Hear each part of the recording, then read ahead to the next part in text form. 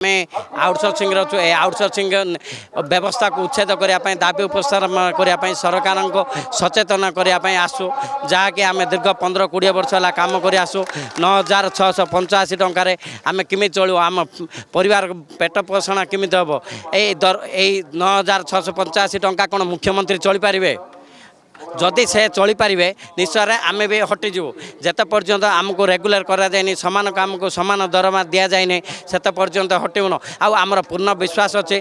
विगत सरकार जो चाहला आमर भाग्यवशत मुख्यमंत्री बर्तमान मुख्यमंत्री से न्याय्य दाबी बोलिके उपस्थापन करते आमको शीघ्र रेगुलर करा बोली बर्तमान से मुख्यमंत्री हेले आमर आशा विश्वास भरोसा अच्छे बर्तमान मुख्यमंत्री से निश्चय भाव आम रेगुलर करेंगे समान काम समान दरमा देवे आम दृढ़ विश्वास अच्छे जिते पर्यंत से देना